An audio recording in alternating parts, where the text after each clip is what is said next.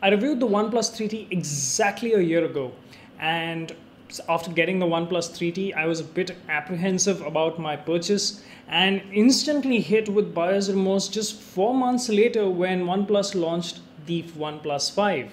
Nonetheless, I decided to stick with the 3T and use it as much as I could over the span of a year.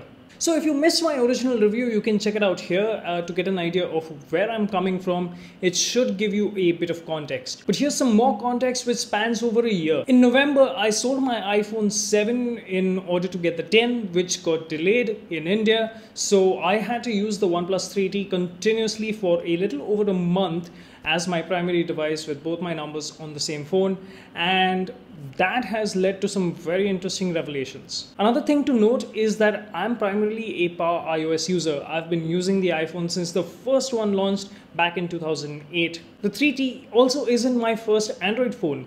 I was previously using the Nexus 5X, which didn't serve my purpose quite well, which ended up me getting the 3T. So that's enough of a backstory, I suppose, to give you guys context about the points I'm about to make. The very first thing I want to begin with is by saying I finally understand where OnePlus users are coming from and when they say OnePlus is probably one of the best companies to get an Android phone from. I also get why they are very loyal to the brand. It's very similar to iPhone users. The company is giving you a lot for the money you're putting in, sans a pair of earphones, I guess. If you're the kind of person who likes to live on the bleeding edge of technology in Android phones, well, OnePlus is certainly a good brand to get your phone from. I've seen a lot of reviews written and in video format where people swear by the quality of these phones, the hardware and build quality of these phones. However, my personal experience has been kind of a 50-50.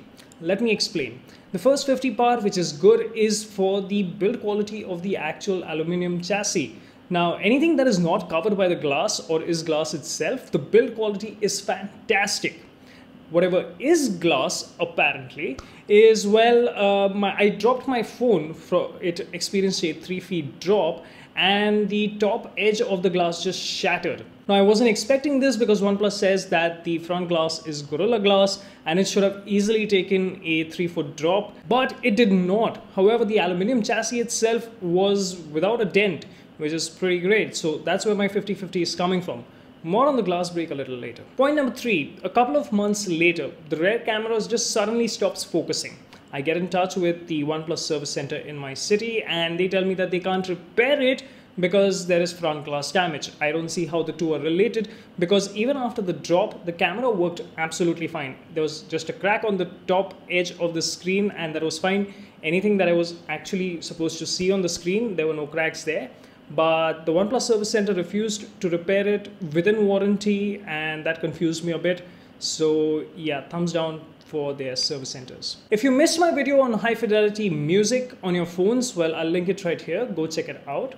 I have converted this phone to my personal mobile jukebox. Google Play Music has out-of-the-box support for FLAC files and the phone provides enough power to the 3.5mm jack that they can drive my ETH M50X, which is perfect. Pair this with dash charging and every time I start running out of battery power, I can just get it recharged and that kind of makes sure I never miss a beat. The USB-C port on this phone is not backed by a USB 3 or 3.1 controller. It is unfortunately a USB 2 controller with some flavoring on it for the dash charging support.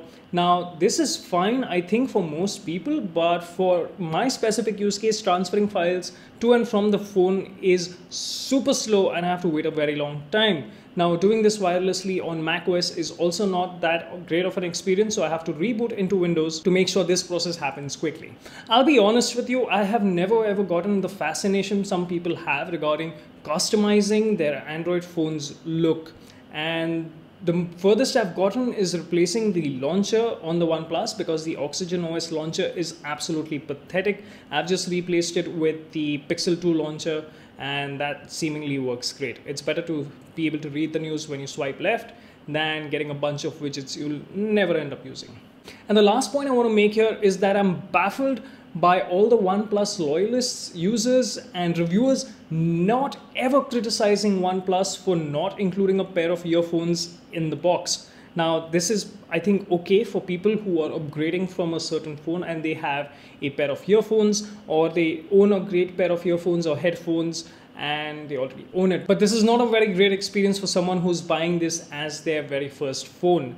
I wish more people criticized OnePlus for this, but unfortunately that doesn't seem to be happening either. All things said, I finally understand why my friends keep telling me that their OnePlus phones last them a very long time. The same lasting forever gene has been built into the 3T's DNA as well, and that is, well, good news for me. Oxygen OS is pretty solid too. It has little to no bugs for the use cases I have. However, all the siphoning of user data that OnePlus had been doing behind the scenes without the user's explicit permission, well, that was very concerning. They have since made this a opt-in feature, but I'm not sure why it's still there in the first place. OnePlus shouldn't take any such data from their users' phones at all, and it should be completely removed.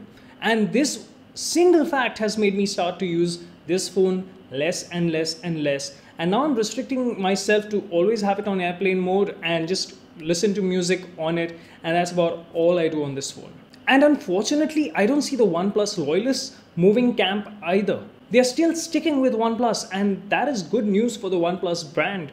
However, in the grand scheme of things, this is setting a terrible precedent and maybe even encouraging OnePlus that no matter what they do, their loyal user base is always going to stick with them. But I'd like to give OnePlus the benefit of doubt. I hope they do the right thing and remove this feature completely from Oxygen OS. The OnePlus 3T has been a good phone, if not a great one, over the last 1 year. And unfortunately, it was killed by its youngest sibling, the 5, and then later on the 5T. Well, the flagship killer family, well, it's going to keep growing.